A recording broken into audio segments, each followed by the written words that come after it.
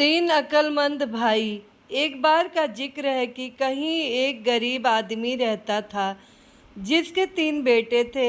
वह अक्सर अपने बेटों से कहता, मेरे बेटों, हमारे पास ना तो रेवड़ है और ना ही सोना, कुछ भी तो नहीं है, इसलिए तुम्हें एक दूसरी ही किस्म का खजाना जमा करना चाहिए। अधिक समझने और जानने की कोशिश करो, कोई भी चीज़ तुम्हारी नज़र से ना बच पाए।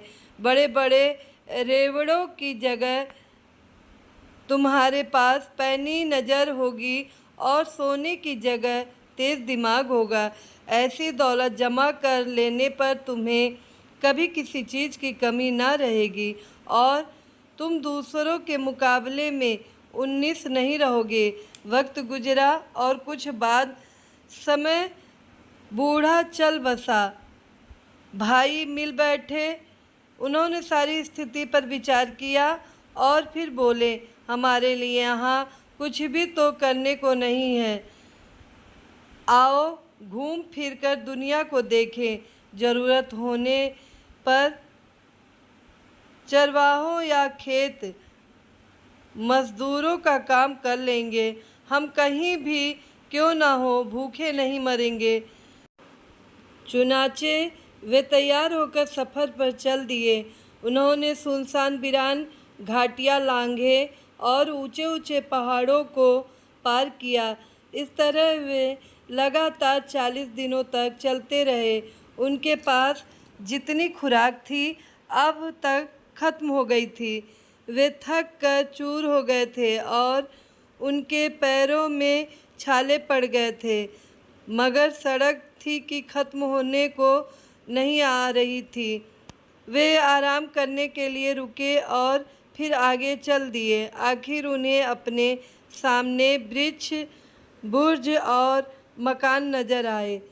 वे एक बड़े शहर के नज़दीक पहुंच गए थे। तीनों भाई बहुत खुश हुए और जल्दी जल्दी कदम बढ़ाने लगे। जब वे शहर के बिल्कुल निकट पहुंच गए तो सबसे बड़ा भाई अचानक रुका। उसने ज़मीन पर नज़र डाली और बोला, थोड़ी ही देर पहले यहाँ से एक बहुत बड़ा ऊँट गुजरा है। वे थोड़ा और आगे गए तो मझला भाई रुका और सड़क के दोनों ओर नज़र डालकर बोला, ऊँट काना था। वे कुछ और आगे गए तो सबसे छोटे भाई ने कहा, ऊँट पर एक औरत और एक बच्चा सवार थे। बिल्कुल सही, दोनों बड़े भाइयों ने कहा और वे तीनों फिर आगे बढ़ चले। थोड़ी देर बाद एक घुड़सवार उनके पास से गुजरा। सबसे बड़े भाई ने उसकी ओर देखकर पूछा, घुड़सवार, तुम किसी खोई हुई चीज़ की तलाश कर रहे हो ना? घुड़सवार ने घोड़ा रोककर जवाब दिया, हाँ।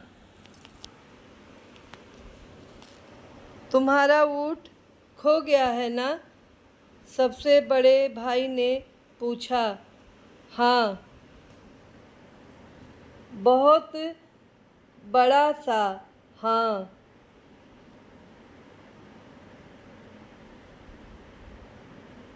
वह काना है ना?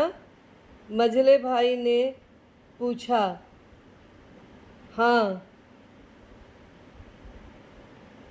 एक छोटे से बच्चे के साथ उस पर औरत सवार थी ना?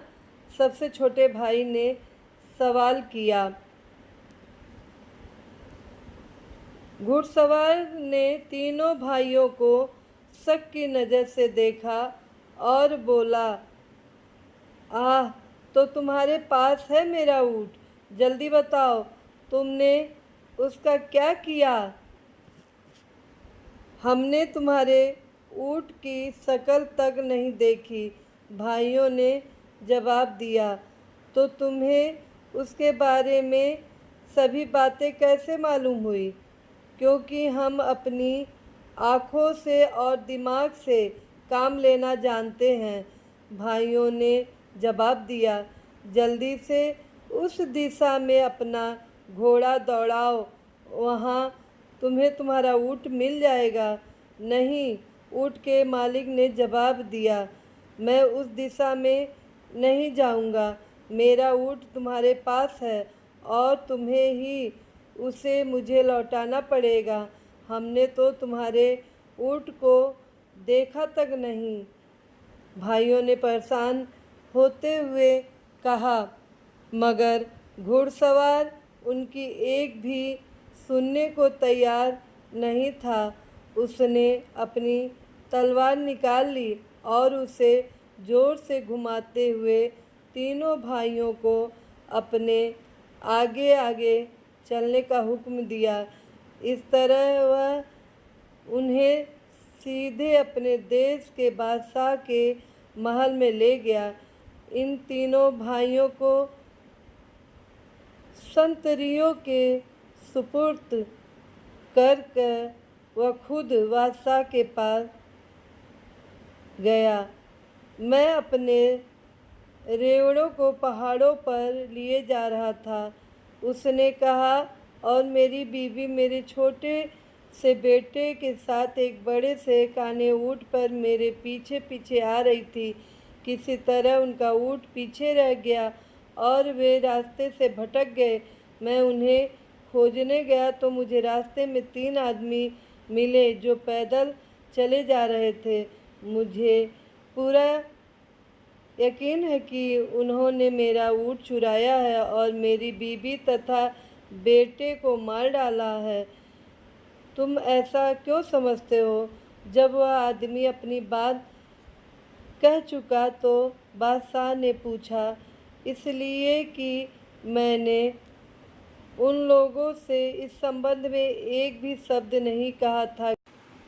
फिर भी उन्होंने मुझे यह बताया कि ऊँट बहुत बड़ा और काना है तथा उस पर एक औरत बच्चे के साथ सवार है। बादशाह ने थोड़ी देर सोच विचार किया और फिर बोला, जैसा कि तुम कहते हो, तुम्हारे बताए बिना ही तुम्हारे ऊँट के बारे में उन्होंने सभी कुछ ऐसे अच्छे ढंग से बयान किया है तो ज़रूर उन्होंने उसे चुराया होगा। जाओ, उन चोरों को यहाँ लाओ।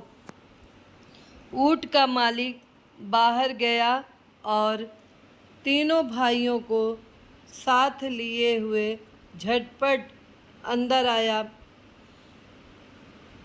चोरों, फौरन बताओ, बादशाह उन्हें धमकाते हुए चिल्लाया। फौरन जवाब दो, तुमने इस आदमी का ऊँट कहाँ गायब किया है? हम चोर नहीं हैं, हमने इसका ऊँट कभी नहीं देखा, भाइयों ने जवाब दिया। तब बादशाह बोला, मालिक के कुछ भी बताए बिना तुमने ऊँट के बारे में बिल्कुल सही तौर पर बयान किया है। अब तुम यह कहने की कैसे जुर्रत करते हो कि तुमने उसे नहीं चुराया? बादशाह, इसमें तो अचंभे की कोई बात ही नहीं है, भाइयों ने जवाब दिया। बचपन से ही हमें ऐसी आदत पड़ गई है कि हम किसी चीज़ को अपनी नज़र से नहीं चूकने देते। हमने चीज़ों को पैनी नज़र से देखने और दिमाग से सोचने के काम में बहुत वक्त लगाया है, इसलिए ऊँट को देखे बिना ही हमने बता दिया कि वह कैसा है। बादशाह हंस दिया, किसी चीज़ को देखे बिना ही उसके बारे में क्या इतना कुछ जानना मुमकिन हो सकता है? उसने पूछा। हाँ, मुमकिन है, भाइयों ने जवाब दिया। तो ठीक है, हम अभी तुम्हारी सच्चाई की जांच पड़ताल करेंगे। बादशाह ने इसी समय अपने वजीर को बुलाया और उसके कान में कुछ फुसफुसाया। वजीर फौरन महल के बाहर चला गया, मगर बहुत जल्दी ही वह 2 नौकरों साथ लौटा नौकर एक टिकड़ी पर बहुत बड़ी सी पेटी रख कर लाए थे। नौकरों के साथ ने पेटी को बहुत सावधानी से दरवाजे के पास ऐसे रख दिया कि वह बादशाह को दिखाई दे सके और खुद एक तरफ को हट गए। तीनों भाई दूर से खड़े उन्हें देखते रहे। उन्होंने इस बात को गौर से देखा कि पेटी कहाँ से और कैसे लाई गई थी, किस ढंग से फर्श पर रखी गई थी। हाँ तो चोरों, हमें बताओ कि उस पेटी में क्या है? बादशाह ने कहा। बादशाह सलामत, हम तो पहले ही यह अर्ज कर चुके हैं कि हम चोर नहीं हैं। सबसे बड़े भाई ने कहा, पर यदि आप चाहते हैं तो मैं आपको यह बता सकता हूँ कि उस पेटी में क्या है। उसमें कोई छोटी सी गोल चीज़ है, उसमें अनार है। मझला भाई बोला, हाँ, और वह अभी कच्चा है। सबसे छोटे भाई ने जोड़ा। यह सुनकर बादशाह ने पेटी को नज़दीक लाने का हुक्म दिया। नौकरों ने फौरन हुक्म पूरा किया। बादशाह ने नौकरों से पेटी खोलने के लिए कहा। पेटी खुल जाने पर उसने उसमें झाँका। जब उसे उसमें कच्चा अनार दिखाई दिया तो उसकी हैरानी की कोई हद न रही। आश्चर्यचकित बादशाह ने अनार निकाल कर वहाँ हाजिर सभी लोगों को दिखाया। तब उसने ऊँट के मालिक से कहा, इन लोगों ने यह साबित कर दिया है कि यह चोर नहीं है। वास्तव में यह बहुत ही समझदार लोग हैं। तुम कहीं और जाकर अपने ऊँट की तलाश करो। बादशाह के महल में उस समय हाजिर सभी लोगों की हैरानी का कोई ठिकाना न था, मगर सबसे बढ़कर तो खुद बादशाह हैरान था। उसने सभी तरह के बढ़िया और लजीज खाने मंगवाए और लगा इन भाइयों की खातिरदारी करने। तुम लोग बिल्कुल बेकसूर हो और जहाँ भी जाना चाहो जा सकते हो, मगर जाने के पहले तुम मुझे सारी बात तफसील के साथ बताओ। तुम्हें यह कैसे पता चला कि उस आदमी का ऊँट गुम हुआ है, और तुमने यह कैसे जाना कि ऊँट कैसा था?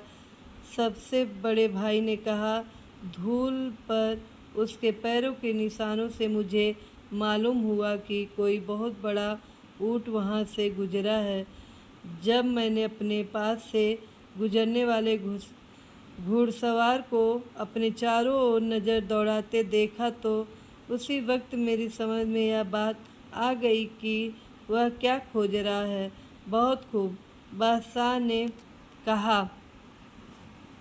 अच्छा, अब यह बताओ कि तुम में से किसने इस घुड़सवार को यह बताया था कि उसका ऊँट काना है? कानापन तो सड़क पर निशान नहीं छोड़ता। मैंने इस बात का अनुमान इसलिए लगाया कि सड़क के दाईं ओर की घास तो ऊँट ने चरी थी, मगर बाईं ओर की घास ज्यों की त्यों थी। मझले भाई ने जवाब दिया। बहुत खूब, बादशाह ने कहा। तुम में से यह अनुमान किसने लगाया था कि उस पर बच्चे के साथ एक औरत सवार थी? मैंने, सबसे छोटे भाई ने जवाब दिया। मैंने देखा कि एक जगह पर ऊँट के घुटने टेक कर बैठने के निशान बने हुए थे। उनके करीब ही रेत पर एक औरत के जूते के चिन्ह दिखाई दिए। साथ ही छोटे छोटे पैरों के निशान थे, जिससे मुझे पता चला कि औरत के साथ एक बच्चा भी था। बहुत खूब, तुमने बिल्कुल सही कहा, बादशाह बोला, मगर तुम लोगों को यह कैसे पता चला कि पेटी में एक कच्चा अनार है? यह बात तो मेरी समझ में बिल्कुल नहीं आ रही। सबसे बड़े भाई ने कहा, जिस तरह दोनों नौकर उसे उठाकर लाए थे, उससे बिल्कुल जाहिर था कि वह जरा भी भारी नहीं है।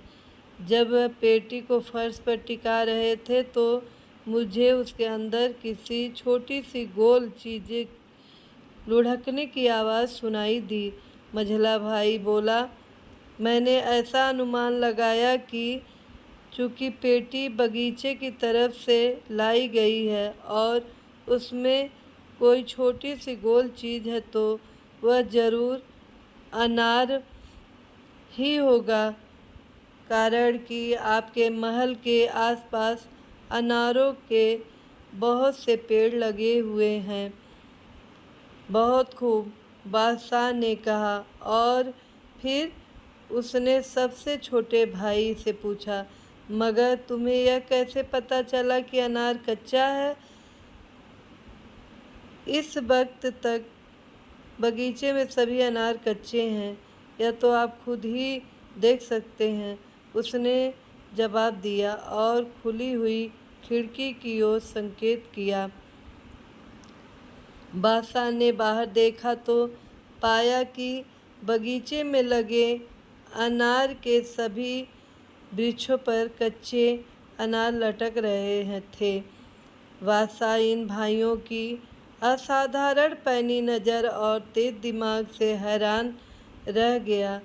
धन दौलत या दुनियावी चीज़ों के नज़रिए से तो तुम बेशक अमीर नहीं हो, मगर तुम्हारे पास अक्ल का बहुत खजाना ज़रूर है, उसने तारीफ करते हुए कहा। मित्रों, आप सबको ये कहानी कैसी लगी? अगर पसंद आई हो तो लाइक कीजिएगा, शेयर कीजिएगा, कमेंट कीजिएगा और हमारे चैनल को सब्सक्राइब कीजिएगा। धन्यवाद।